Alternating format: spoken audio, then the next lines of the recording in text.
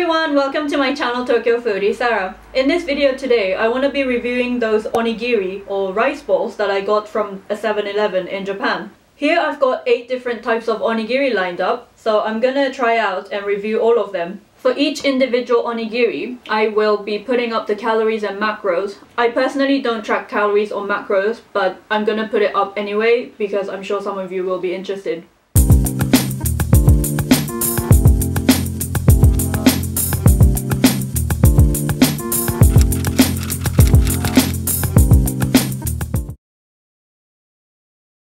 Right, so I'm gonna be starting off with what I think is the most regular onigiri in Japan. The sour plum onigiri. I realized that a lot of non-Japanese people get confused about how they open this thing. Yeah, I'm gonna show you how to open this first.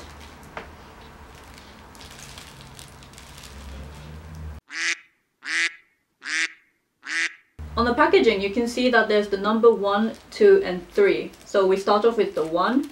You pull off this strip all the way around. Which is, okay, there we go. And then you pull off the number 2 first. So originally the rice and the seaweed are separated, but by pulling those, you put them together. The plastic somehow magically just like comes off on its own. And then you just make them look a bit cleaner, and that's it. I'm just going to cut this in half so it's a bit easier to see for you guys. That's what it looks like on the inside. It's a sour plum. With this type of onigiri, because the seaweed is separated from the rice when it's, you know, lined up in the store, the seaweed is kept crispy. So yeah, let me try this.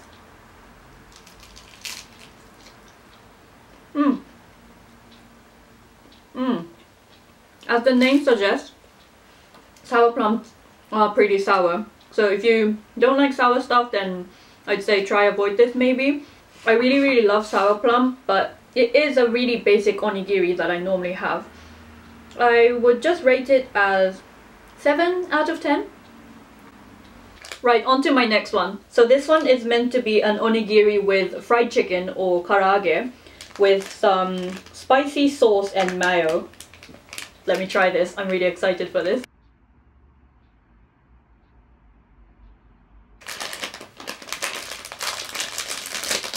I'm also going to cut this in half so it's a bit easier to see.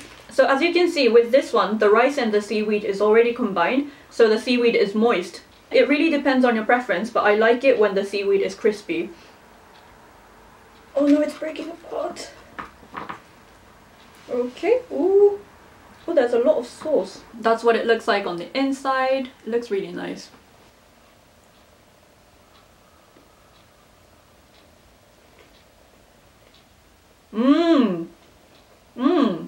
Okay, I'm not getting the chicken, but the sauce is really nice. Is that the chicken? What is that?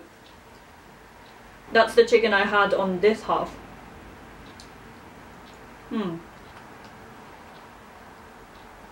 Okay, it doesn't seem like the other half has much chicken anyway.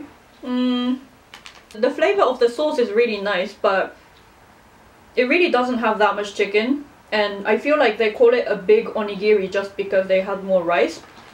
So I'm just gonna give this a 5 out of 10. Yeah, I'm sorry. On to my next one, an Osekihan. So Osekihan is just some springy rice that's been cooked with red beans with some sesame seeds. It's actually a traditional Japanese food, and normally you have it on like celebrations. With this one, it's quite simple. You just need to pull this strip off.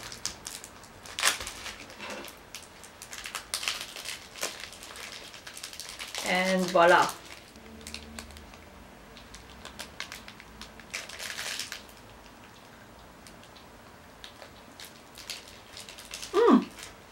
I really love those springy rice. And there's something about the flavor. So it's a bit salty, but it's slightly sweet because of the red beans. The red beans haven't been sweetened, but it just reminds me of the red bean paste, so that's why I feel like it's sweet and salty kind of feeling. But yeah, I love it.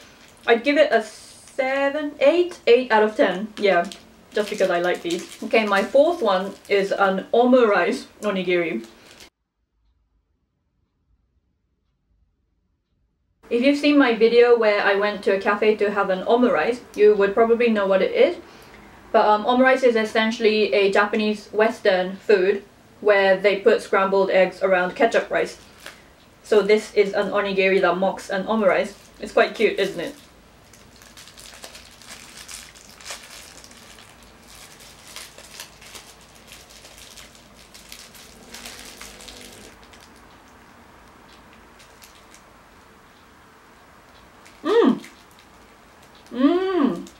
The egg to rice ratio is just perfect. It's so good. And there's also chicken in the rice, which gives it more of that texture.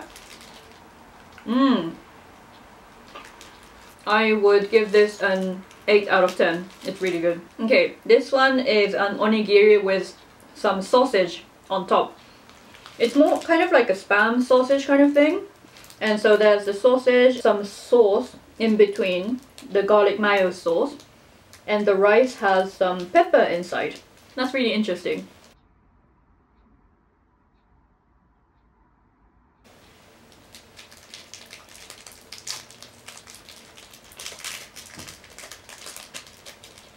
Whoa! Oh no, I ripped the seaweed. Sorry. Look at that. That's some thick slice of meat.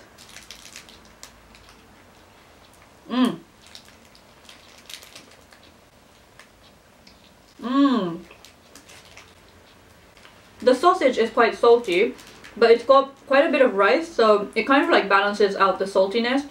And oh my god, the black pepper, it gives it so much flavor. And also the mayo sauce gives it so much creaminess. I like it.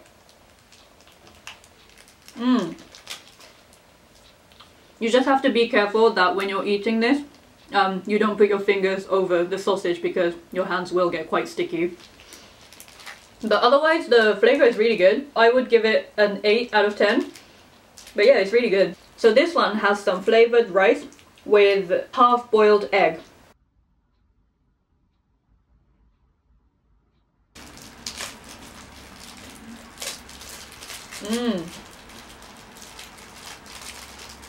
Whoa! Look at that.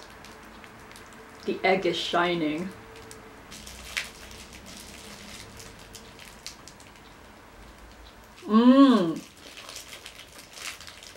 The rice tastes really good. It kind of tastes like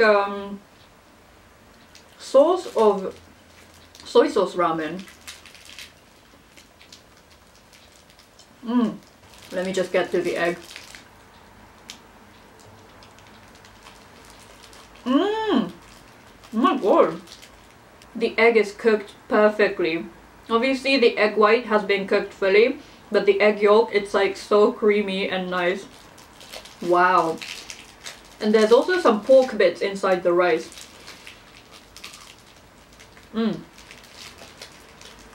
I would give this one a solid 10 out of 10. It actually feels like you're eating a bowl of ramen. This one is an egg fried rice onigiri, and apparently they collabed with I think a restaurant called Sapporo Sumire. I've never heard of it, but I think it's quite famous. I don't know. Yeah, let me try this.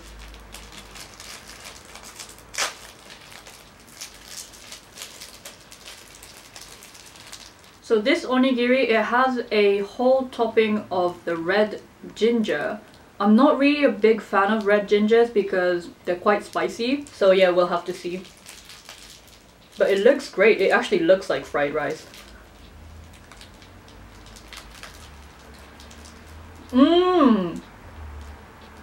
Wow. Wow, that actually tastes like an egg fried rice. It's really good. It's like packed with flavor. And okay, I had the non-gingery part, so I'm gonna have to try the gingery part as well, to try out the whole thing.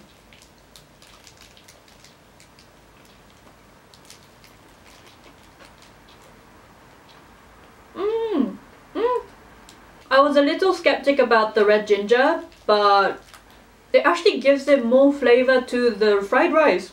It goes really, really well. Wow.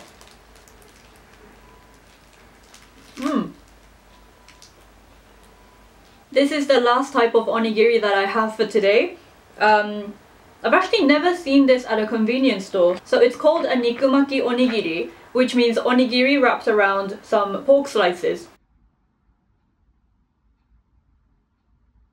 For the other onigiris that I showed you today, they recommend you to heat them up, but this one actually asks you to heat them up. So I'm gonna heat this in the microwave for 2 minutes. Apparently you can microwave this container as well, so I'm gonna open a little bit. It's really like vacuum packed. Oh, by the way, this onigiri was pretty damn expensive. It was like 300 yen for this thing. All the others were like 150 yen, but this one's like double the price, so it better be good. Wow guys, this is smelling really, really nice. So it's been heated up. It's quite hot. Let me put this on the plate. Whoa, whoa, okay, it's hot. Ah, it's hot. Oh my god, whoa, look at that, that's massive. Let me try the rice bit first.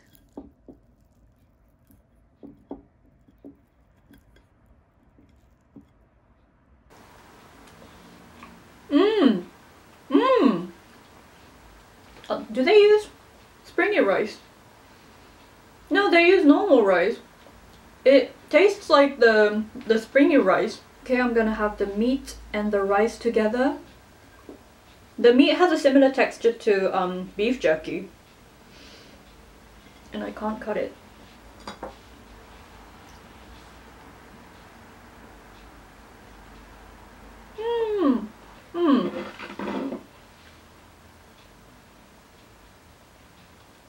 The meat is actually quite dry. Like when you have these in a restaurant, they use more like fatty pork and stuff, so they do taste more moist, but I feel like, yeah, this one's just like rice wrapped around beef jerky. Don't get me wrong, it is really, really nice. It's like packed with flavor, the rice has like so much flavor inside, but considering the price, because all the other ones were really, really good as well and they're like half the price, I wouldn't really bother buying this. If it was like maybe 200 yen or something, maybe I would still buy this. I'd give it a 6 out of 10 just because of the price. And yeah, because of the price, my expectation for this was quite high. So yeah, 6. Right guys, thank you very much for watching. I hope you enjoyed this video. My favorite onigiri was the one with the half-boiled egg. Let me know in the comment section down below which one you're most interested in. And if you liked this video, please don't forget to give it the thumbs up because it really, really supports my channel. And also subscribe to see more future videos about Japanese foods and culture. Bye!